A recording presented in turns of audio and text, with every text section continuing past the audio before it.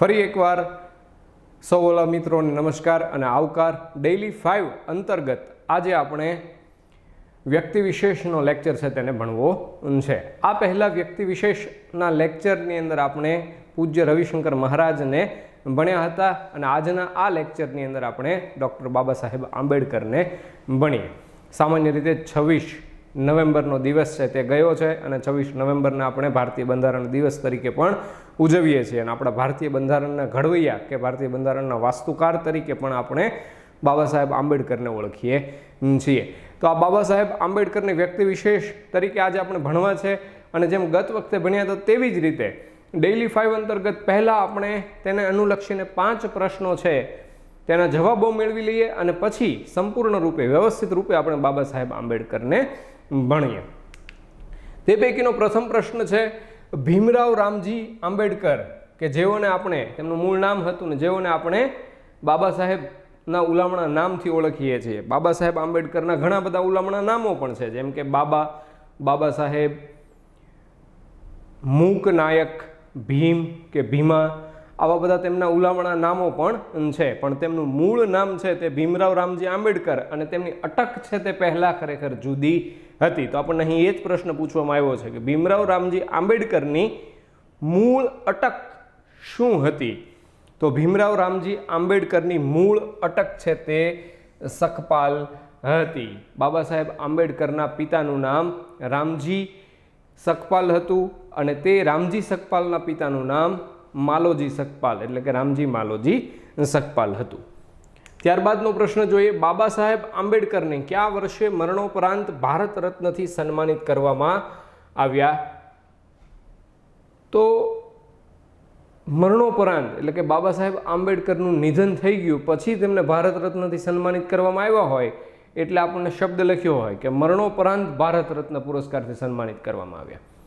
બાબા સાહેબ આંબેડકર છે તેમનો જન્મ 14 એપ્રિલ 1891ના રોજ થયો અને 6 ડિસેમ્બર 1956ના રોજ નવી દિલ્હી ખાતે બાબા સાહેબનું નિધન થયું હતું, જ્યારે તેમને ભારત રત્ન, ભારત દેશના સર્વોચ્ચ નાગરિક સન્માન એવા ભારત રત્નથી તેમને વર્ષ 1990ની અંદર સન્માનિત કરવામાં આવ્યા હતા। સાથે તમને એ પણ એક બાબત યાદ કરાવી દઉં કે બાબા સાહેબ આંબેડકરને 1990માં મરણોપરાંત ભારત રત્નથી સન્માનિત કરવામાં આવ્યા અને તેમની સાથે વર્ષ 1990માં નેલ્સન મંડેલાને પણ ભારત રત્નથી સન્માનિત કરવામાં આવ્યા હતા। ત્યારબાદનો પ્રશ્ન જોઈએ, બાબા સાહેબને મહાત્મા બુદ્ધનું નામ અર્પણ કરનાર મરાઠી શિક્ષક જણાવો। પ્રશ્ન એવો પૂછ્યો છે આપણને કે બાબા સાહેબને મહાત્મા બુદ્ધનું નામ આપ્યું હોય તેવા એક મરાઠી શિક્ષકનું નામ જણાવો। તો અહીં જવાબ આપણો થશે કૃષ્ણજી કેલુસ્કર અને શા માટે આપ્યું તે પણ આપણે થોડી જ વારમાં સમજીએ। બાબા સાહેબને નીચેનામાંથી કયું સામયિક શરૂ કરવા કોલ્હાપુરના છત્રપતિ શાહુ મહારાજે આર્થિક મદદ પૂરી પાડી હતી? મૂકનાયક, બહિષ્કૃત ભારત, જનતા, સમતા, આ દરેક સામયિકો છે તે બાબા સાહેબ આંબેડકર દ્વારા જ શરૂ થયેલા છે। તે પૈકી કયું સામયિક શરૂ કરવા કોલ્હાપુરના છત્રપતિ શાહુ મહારાજે બાબા સાહેબને આર્થિક મદદ કરી હતી તેવો આપણને પ્રશ્ન પૂછ્યો છે, તો આપણો જવાબ થશે મૂકનાયક। બાબા સાહેબ આંબેડકરે વર્ષ 1927ની અંદર મૂકનાયક નામનું સામયિક છે તે શરૂ કર્યું હતું અને તે માટે કોલ્હાપુરના છત્રપતિ શાહુ મહારાજે આર્થિક મદદ કરી હતી। થોડી વધુ વાતો પણ આપણે થોડી વારમાં કરીએ। ત્યારબાદનો પ્રશ્ન છે, બાબા સાહેબને ગ્રંથો માટે જરૂરી નકશાઓ કયા ગુજરાતી તૈયાર કરી આપતા હતા? બાબા સાહેબ આંબેડકર દ્વારા જે પણ લેખન કાર્ય થતું હતું તેમનું ટાઈપિંગ કાર્ય છે તે ગુજરાતી એવા છગનભાઈ મોદી બાબા સાહેબને કરી આપતા હતા અને બાબા સાહેબને જે નકશાઓ જરૂર પડે પોતાના ગ્રંથો તૈયાર કરવા માટે તે નકશાઓ છે તે વડોદરા કલા ભવનના એક ગુજરાતી વ્યક્તિ મહાનુભાવ એવા MG ચિટનીસ છે તે બાબા સાહેબ આંબેડકરને નકશાઓ છે તે તૈયાર કરી આપતા હતા। તો બે બાબતો આપણે ખાસ અહીં યાદ રાખશું કે બાબા સાહેબને ગ્રંથોનું ટાઈપિંગ કાર્ય છે તે છગનભાઈ મોદી અને નકશાઓ તૈયાર કરવાનું કાર્ય છે તે MG ચિટનીસ કરી આપતા હતા। હવે આપણે બાબા સાહેબને વ્યવસ્થિત રૂપે ભણવાનું શરૂ કરીએ. પહેલાં આપણે તેમની પ્રાથમિક બાબતો છે તેને સમજી લઈએ કે બાબા સાહેબ આંબેડકરનો જન્મ છે તે 14 એપ્રિલ 1891ના રોજ મહુ ખાતે થયો હતો.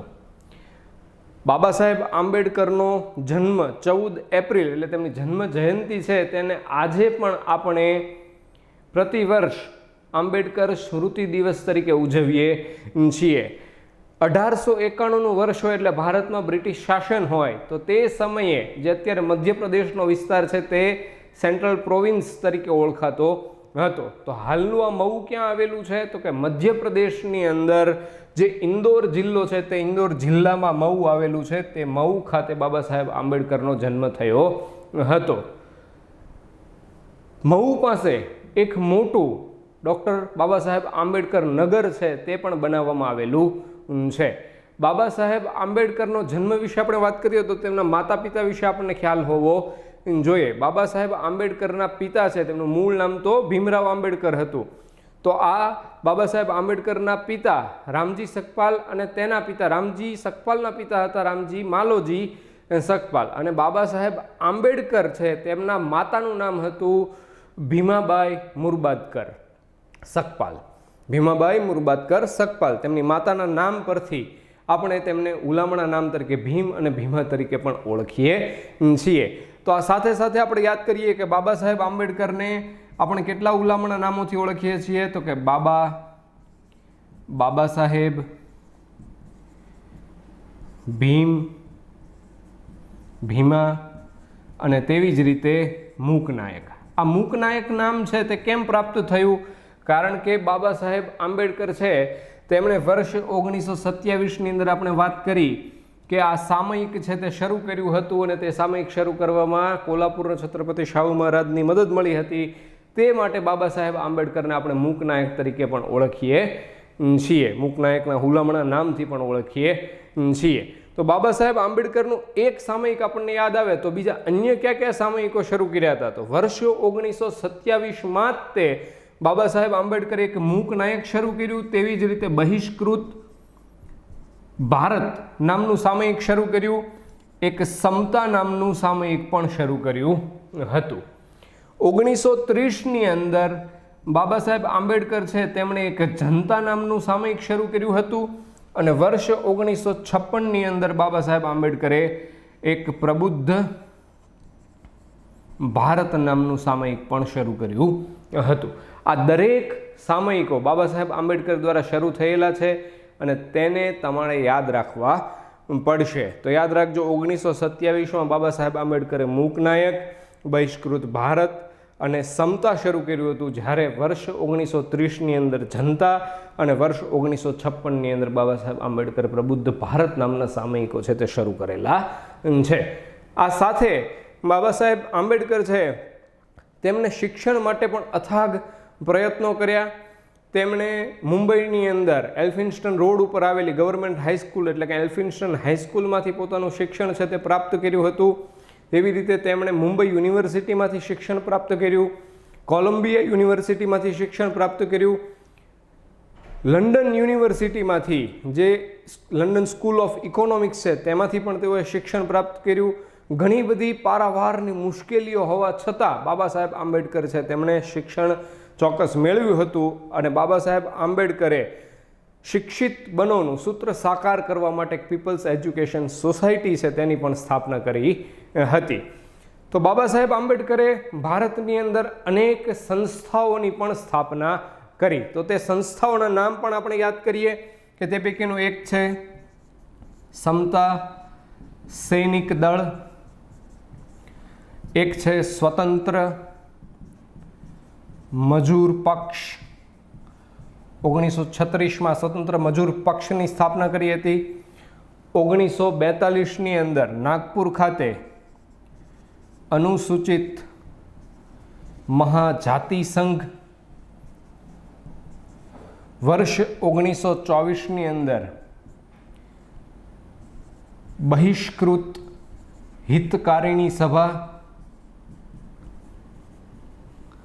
અને 1927ની અંદર સમાજ સમતા સંઘ વગેરે જેવી અનેક સંસ્થાઓ છે તેમની પણ બાબા સાહેબ આંબેડકરે સ્થાપના કરી હતી. આ દરેક બાબતો હંમેશ ને હંમેશ માટે આપણને ક્યારેય ને ક્યારેય પૂછાતી રહે છે. તો આપણે ખાસ યાદ કરવાનું કે સમતા સૈનિક દળની સ્થાપના તે બાબા સાહેબ આંબેડકરે, સ્વતંત્ર મજૂર પક્ષની સ્થાપના 1936માં, નાગપુર ખાતે 1942માં અનુસૂચિત મહાજાતિ સંઘની સ્થાપના, 1924માં બહિષ્કૃત હિતકારીણી સભા અને 1927માં સમાજ સમતા સંઘ જેવી સંસ્થાઓની સ્થાપના પણ કરી હતી. તેમની સાથે સંબંધ પણ બાબા સાહેબ આંબેડકરનો હતો.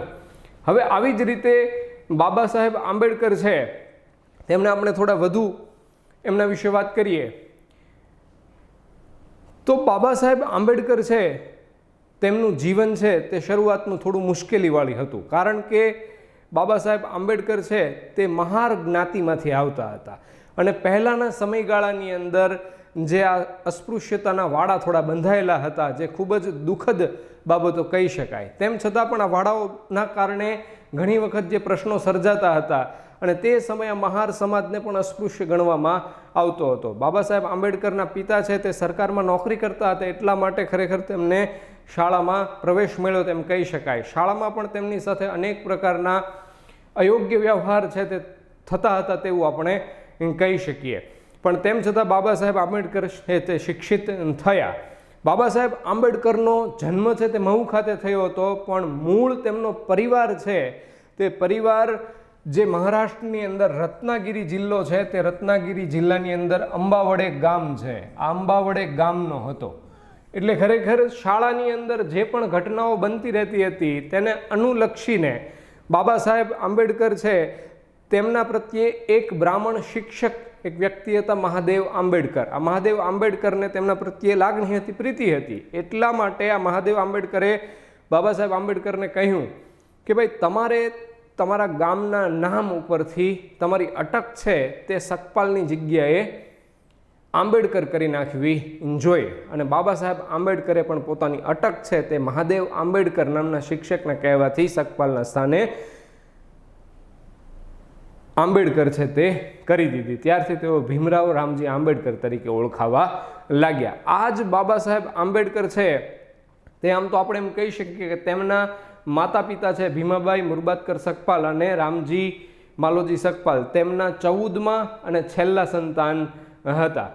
આ બાબા સાહેબ આંબેડકર છે તેમણે પોતાની અટક છે તે ફેરવી નાખી અને ત્યારબાદ તેમને મુંબઈની અંદર જે એલ્ફિન્સ્ટન રોડ ઉપર ગવર્મેન્ટ હાઈસ્કૂલ છે જેનું નામ છે એલ્ફિન્સ્ટન હાઈસ્કૂલ, તે એલ્ફિન્સ્ટન હાઈસ્કૂલની અંદર પ્રવેશ મળ્યો. અને આ પ્રવેશ મળ્યો ત્યારે એ શાળાની અંદર હજી સુધી કોઈ પણ આ રીતે નબળા વર્ગનું વ્યક્તિ છે તે ત્યાં પ્રવેશ મેળવી શક્યું નહોતું. પણ તેમ છતાં બાબા સાહેબ આંબેડકરને પ્રવેશ મળ્યો એટલે તે પ્રથમ આવા વ્યક્તિ બન્યા તેમ આપણે કહી શકીએ. 1907ની અંદર બાબા સાહેબ આંબેડકર છે તેમણે મેટ્રિકની પરીક્ષા પાસ કરી અને મુંબઈ યુનિવર્સિટી છે તેની અંદર તેઓનો પ્રવેશ થયો. આ યુનિવર્સિટીની અંદર પણ તે સમયે જે આ બધી માન્યતાઓ હતી જે તદ્દન ખોટી કહી શકાય, પણ તેમ છતાંય તે એમ આપણે વાત કરીએ કે ભાઈ આ મુંબઈ યુનિવર્સિટીની અંદર પણ આવી જ્ઞાતિમાંથી કોઈનો પ્રવેશ થયો હોય તેવા બાબા સાહેબ આંબેડકર છે તે પ્રથમ વ્યક્તિ હતા. આ સાથે મુંબઈ યુનિવર્સિટીમાં પ્રવેશ મેળવ્યો અને જે મરાઠી શિક્ષક છે કૃષ્ણજી કેલુસ્કર તેમણે બાબા સાહેબ આંબેડકર છે તેમને મહાત્મા બુદ્ધનું નામ છે તે અર્પણ કર્યું હતું.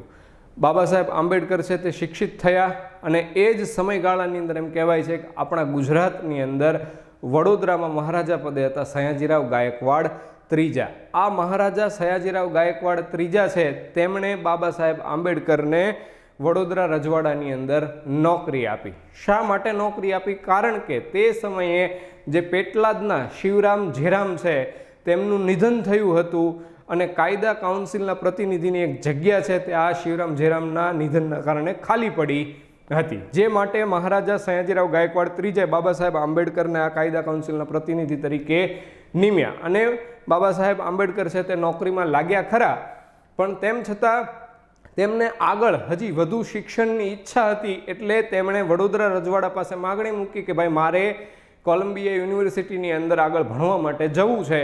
ત્યારે વડોદરા રજવાડાએ બાબા સાહેબ આંબેડકરને શિષ્યવૃત્તિ પૂરી પાડી અને શિષ્યવૃત્તિ આપી હોય એટલે તે સાથે કરાર પણ કરવામાં આવ્યો હોય કે તમે શિક્ષણ મેળવીને પાછા ફરો પછી તમારે વડોદરા રાજ્યના જે સચિવાલય છે તેની અંદર એકાઉન્ટ વિભાગની અંદર અધિકારી તરીકે કામ કરવું પડશે. આવી શરત પણ મૂકવામાં આવી હતી અને કરારપત્ર તૈયાર કરવામાં આવ્યો તે શિષ્યવૃત્તિનો.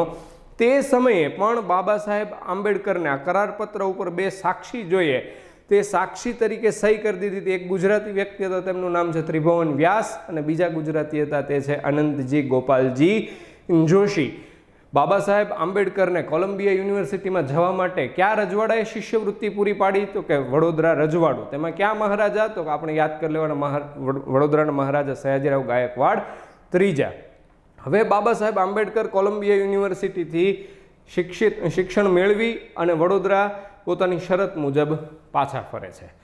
વડોદરા શરત મુજબ પાછા ફર્યા અને રાજ્યની અંદર સચિવાલયના એકાઉન્ટ વિભાગને અધિકારી તરીકે તેઓએ કામ પણ શરૂ કર્યું. બાબા સાહેબ આંબેડકર જ્યારે અમેરિકા ગયા હતા તે સમયે ત્યાં પણ બાબા સાહેબ આંબેડકરને એક ગુજરાતી પારસી એવા વ્યક્તિ છે નવલ ભટ્ટ. આ નવલ ભટ્ટ છે તે બાબા સાહેબના મિત્ર બન્યા હતા ત્યાં, અને આ નવલ ભટ્ટે પણ બાબા સાહેબને અનેક પ્રકારની મદદ છે તે પૂરી પાડી હતી. હવે અહીંયા વડોદરા રજવાડાની અંદર સચિવાલયના એકાઉન્ટ વિભાગની અંદર અધિકારી તરીકે કામગીરી શરૂ તો કરી, પણ તેમ છતાં સાથોસાથ જે ભારત સરકાર, જે બ્રિટિશ સરકાર હતી તે સમયે સાઉથ બોરો સમિતિ અને ભારત સરકાર અધિનિયમ 1919 તૈયાર કરી રહી હતી. એટલા માટે તે સમયે બાબા સાહેબ આંબેડકરને થોડા પુરાવો આપવા માટે તેમને હાજર થવાનું કહેવામાં આવ્યું. અને જે સુનાવણી થઈ તે સમયે બાબા સાહેબ આંબેડકરે જે આપણા દેશની અંદર દલિતો છે અને અન્ય ધાર્મિક સમાજો છે તેમને અલગ મતદાર મંડળ અને અનામત આપવાની વાત છે તેની રજૂઆત કરી હતી. આ દરેક બાબતો છે તે આગળ ચાલતી હતી. તે જ સમયગાળાની અંદર એમ કહેવાય છે કે 1924ની અંદર બાબા સાહેબ આંબેડકરે બહિષ્કૃત હિતકારીની સભાની પણ સ્થાપના કરી. 1926ની અંદર બાબા સાહેબ આંબેડકર છે તેઓ બોમ્બે વિધાન પરિષદના સભ્ય બન્યા અને 1927ની અંદર બાબા સાહેબ આંબેડકરે એક મોટું અસ્પૃશ્યતા આંદોલન ચલાવવાનું નક્કી કર્યું. બાબા સાહેબ આંબેડકરની માત્ર 2 જ માગણીઓ હતી. અસ્પૃશ્યતા મોટું આંદોલન ચલાવવાનું નક્કી કર્યું, પણ એમાં માગણીઓ માત્ર, અને એ પણ સામાન્ય 2 જ માગણીઓ હતી, અને એ બંને પણ એકદમ વ્યાજબી કહી શકાય તે પ્રકારની હતી. બાબા સાહેબે આ આંદોલન અંતર્ગત મુખ્ય શું 2 માગણીઓ કરી? તો કે એક, પાણી છે તે સમાજના દરેક વર્ગો માટે ખુલ્લું હોવું જોઈએ, અને જે લોકોને તમે અછૂત ગણી અને હિન્દુ મંદિરોની અંદર પ્રવેશ નથી આપતા તે સૌને હિન્દુ મંદિરની અંદર પ્રવેશનો અધિકાર હોવો જોઈએ. ભગવાન કંઈ ખાલી સવર્ણોના તો હોય નહીં.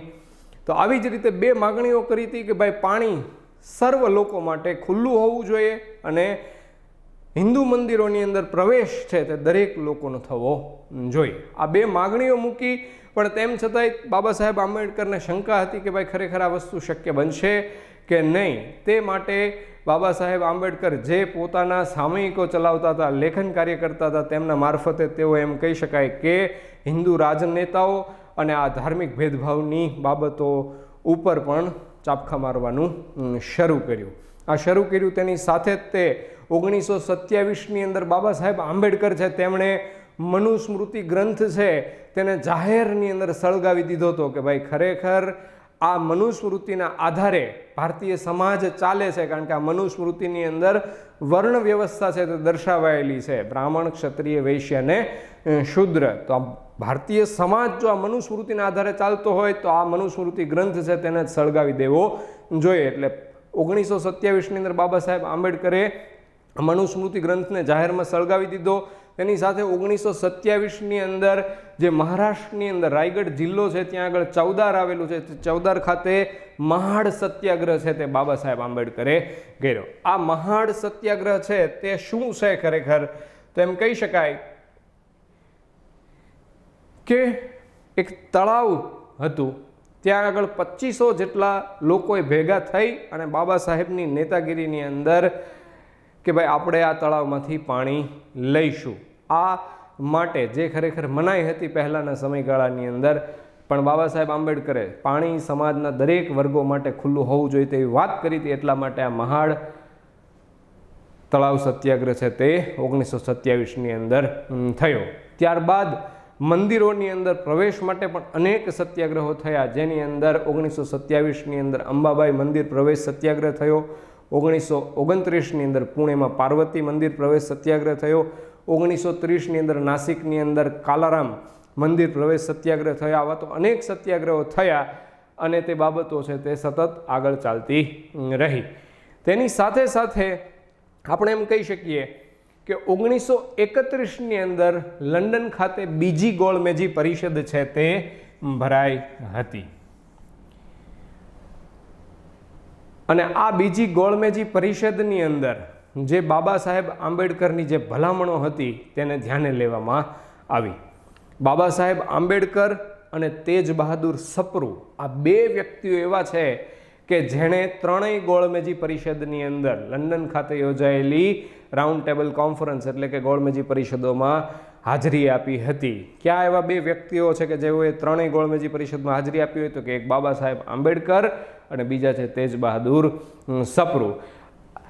1931માં ગાંધીજીએ પણ આ બીજી ગોળમેજી પરિષદમાં કોંગ્રેસના પ્રતિનિધિ તરીકે હાજરી આપી હતી અને આ બાબા સાહેબ આંબેડકરની જે માગણી હતી કે ભાઈ દલિતો અને અન્ય ધાર્મિક સમાજો છે, માઇનોરિટી છે, લઘુમતીઓ છે, તેમને અલગ મતદાર મંડળ છે તે આપવા જોઈએ અને તેમની માટે અનામતની વ્યવસ્થા પણ થવી જોઈએ. એટલા માટે એમ કહેવાય કે 1932ની અંદર જે ત્રણેય ગોળમેજી પરિષદ સમયે ઇંગ્લેન્ડના વડાપ્રધાન હતા રામસર મેકડોનાલ્ડ, તેમણે 1932માં કોમ્યુનલ એવોર્ડ છે તે જાહેર કર્યો. એટલે કે આ દરેક જે લઘુમતીઓ હતા તેને અલગ મતદાર મંડળ છે તે આપવામાં આવ્યા. ગાંધીજીએ આ બીજી ગોળમેજી પરિષદમાં પણ વાત કરી હતી કે જો બાબા સાહેબ આંબેડકર જે માગણી કરે છે તેમના માટે જો બ્રિટિશ સરકાર અલગ મતદાર મંડળની વ્યવસ્થા કરશે તો હિન્દુ સમાજની ભાવિ પેઢી છે તે હંમેશા માટે વિભાજિત થઈ જશે. અને ગાંધીજીને ખૂબ મોટા પાયાનું દુઃખ પણ હતું કે ભાઈ ક્યારેય હું આવું થવા દઈશ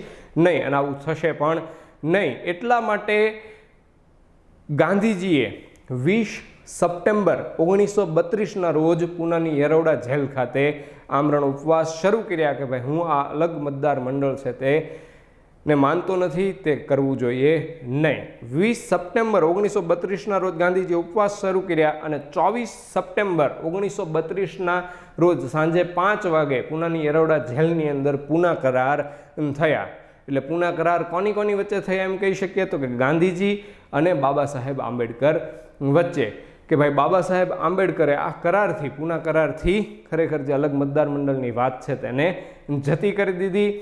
જે રાજકીય બેઠકો જે ઓફર થતી હતી કોમ્યુનલ એવોર્ડ અંતર્ગત અલગ મતદાર મંડળથી 71 જેટલી બેઠકો હતી, જ્યારે ગાંધીજી 148 જેટલી બેઠકો છે તે એમને આપી.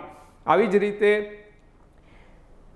સિવિલ સર્વિસની અંદર પણ જે એસસીની કેટેગરી છે તેમને અનામતનો લાભ આપવામાં આવશે વગેરે જે અનેક શરતો મૂકી અને તેની અંદર આ પૂના કરાર છે તેને કરવામાં આવ્યા. ગાંધીજી તરફથી આ પૂના કરાર ઉપર સહી કરી હતી પંડિત મદન મોહન માલવીયાએ અને જે બીજા પક્ષે સામે પક્ષે બાબા સાહેબ આંબેડકરે તે કરાર ઉપર સહી કરી. આમ 24 સપ્ટેમ્બર 1932ના રોજ આ પૂના કરાર છે તે અસ્તિત્વમાં આવ્યા હતા અને જેનાથી અલગ મતદાર મંડળની વાત છે તેને છોડી દેવામાં આવી હતી.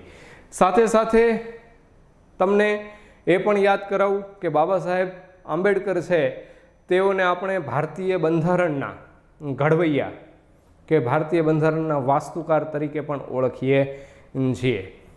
તો આ બિરુદ કે આ પદ છે તેમને શા માટે આપણે આવા નામથી ઓળખીએ છીએ? ભાઈ બંધારણના ઘડવૈયા કે ફાધર ઓફ ઇન્ડિયન કોન્સ્ટિટ્યુશન કે ભારતીય બંધારણના આર્કિટેક્ટ કે ભારતીય બંધારણના વાસ્તુકાર. તો એમ કહેવાય છે કે બાબા સાહેબ આંબેડકર છે તેમણે જે મુસદ્દા સમિતિ હતી, મુસદ્દા સમિતિને આપણે પ્રારૂપ સમિતિ પણ કહીએ છીએ, ખરડા સમિતિ પણ કહીએ છીએ, ડ્રાફ્ટિંગ કમિટી પણ કહીએ છીએ. બંધારણ બનાવવા માટે જે પણ સમિતિઓ બનાવવામાં આવી હતી તેમાં સૌથી અગત્યની સમિતિ છે તે હતી આ મુસદ્દા સમિતિ. ડ્રાફ્ટિંગ કમિટી, પ્રારૂપ સમિતિ, ખરડા સમિતિ એક જ સમિતિ છે. તેના અધ્યક્ષ તરીકે મૂકવામાં આવ્યા હતા બાબા સાહેબ આંબેડકરને. એટલા માટે આપણે બાબા સાહેબ આંબેડકરને ભારતીય બંધારણના ઘડવૈયા તરીકે ઓળખીએ છીએ. આ સમિતિમાં કોણ કોણ હતું એ પણ આપણે વાત કરીએ કે અધ્યક્ષ સહિત 7 સભ્યો છે તે આ સમિતિની અંદર હતા. બાબા સાહેબ આંબેડકર આ મુસદ્દા સમિતિના અધ્યક્ષ હતા. તેમાં એન ગોપાલાસ્વામી અયંગર હતા, તેમાં અલ્લાદી કૃષ્ણા સ્વામી અય્યર હતા, કનૈયાલાલ મુનશી હતા, સૈયદ મોહમ્મદ સાદુલ્લા હતા, BL મિત્તલનું નામ હતું છઠ્ઠા સભ્ય તરીકે, પણ તેઓએ આ પદેથી રાજીનામું આપી દીધું હતું ડૉક્ટર BL મિત્તલે, એટલે એના સ્થાને એન માધવરામની નિમણૂક થઈ હતી. અને DP ખેતાન 7મા સભ્ય હતા, પરંતુ તેમનું નિધન થયું હતું એટલે તેમના સ્થાને TT કૃષ્ણમાચારી છે તેમને મૂકવામાં આવ્યા હતા. આ અધ્યક્ષ સહિતની 7 સભ્યોની જે મુસદ્દા સમિતિ છે તેમણે આપણા બંધારણનો મુસદ્દો છે તે તૈયાર કરી દીધો હતો. એટલા માટે આપણે બાબા સાહેબ આંબેડકરને બંધારણના ઘડવૈયા કહીએ છીએ. અને આ બાબા સાહેબને બંધારણના ઘડવૈયા કહીએ છીએ અને તેમને તેમનું માન આપવા માટે આપણી જે સંસદ છે, સંસદની અંદર બાબા સાહેબ આંબેડકરની પ્રતિમા બનાવવામાં આવેલી છે. તે પ્રતિમા છે તેના શિલ્પી પણ BV વાઘ હતા. તે યાદ રાખજો ખાસ કે ભાઈ સંસદની અંદર બાબા સાહેબ આંબેડકરની જે પ્રતિમા આવેલી છે તેના શિલ્પી કોણ હતા? તો કે BV વાઘ. આવી જ રીતે આપણે વાત કરીએ કે બાબા સાહેબ આંબેડકરે અલગ મતદાર મંડળની વાત તો જતી કરી દીધી અને ગાંધીજી સાથે તેઓ વધુ નિકટ પણ થયા. ગાંધીજી પણ આ છૂતાછૂતની બાબતમાં માનતા હતા નહીં. ગાંધીજીએ પણ કહેલું કે જો છૂતાછૂત જીવિત રહેશે તો હિન્દુવાદ મરી જશે, આવું ગાંધીજી છે તે બોલેલા છે. ગાંધીજીએ ભારત દેશની અંદરથી અનટચેબિલિટીની બાબતોને દૂર કરવા માટે અનેક પ્રયાસો પણ કરેલા છે. ગાંધીજીની ઈચ્છા અનુસાર ભારત દેશની અંદર, ભારત દેશની પ્રથમ સરકારની અંદર ભારત દેશના પ્રથમ કાયદા મંત્રી બનવાનું બહુમાન છે તે પણ બાબા સાહેબ આંબેડકરને મળવા પાત્ર થયું છે. ભારત દેશના પ્રથમ કાયદા મંત્રી કોણ હતા? તો કે બાબા સાહેબ આંબેડકર. બાબા સાહેબ આંબેડકર છે તેઓ બંધારણ સભાની અંદર ખરેખર બંગાળ વિસ્તારમાંથી આવ્યા હતા. હવે ખરેખર ભારત પાકિસ્તાનના ભાગલા થયા એટલે આ એમની બેઠક છે તે પાકિસ્તાનની અંદર જતી રહી. તે સમયે પણ ગાંધીજી અને સરદાર વલ્લભભાઈ પટેલની ઈચ્છા હતી કે ભાઈ એક આવો વિદ્વાન વ્યક્તિ છે બાબા સાહેબ આંબેડકર જેવા, તે આપણા બંધારણ સભાની અંદર હોવા જ જોઈએ. એટલે ગાંધીજી અને સરદાર પટેલે એમ કહેવાય કે તે સમયે મુંબઈ રાજ્યના જે મુખ્યમંત્રી હતા BG ખેર, બાળકૃષ્ણ ખેર, તેમને સ્પષ્ટ અને કડક સૂચના આપેલી હતી કે ગમે એમ થાય તમારે બાબા સાહેબ આંબેડકરને મુંબઈ બેઠક પરથી બંધારણ સભામાં ચૂંટીને લઈ આવવાના છે. તો આ બાબા સાહેબ આંબેડકર જે આપણને યોગદાન આપ્યું છે તેની પાછળ ગાંધીજી અને સરદાર પટેલનું યોગદાન છે તેને પણ આપણે ભૂલવું જોઈએ નહીં. આવી જ રીતે બાબા સાહેબ આંબેડકર વિશે, તેમના અંગત જીવન વિશે એકાદ બે બાબતો આપણે યાદ કરાવું કે બાબા સાહેબ આંબેડકરના પ્રથમ પત્ની હતા તેમનું નામ રમાબાઈ હતું અને ગાંધીજીના બાબા સાહેબ આંબેડકરના પ્રથમ પત્ની છે તે રમાબાઈ અને બીજા પત્ની છે તેમનું નામ હતું સવિતા આંબેડકર. આ સવિતા આંબેડકર છે તેમનું મૂળ નામ પણ ડૉક્ટર શારદા કબીર હતું. આ ડૉક્ટર શારદા કબીર છે તેમના લગ્ન પછી તેમનું નામ છે તે સવિતા આંબેડકર થઈ ગયું હતું.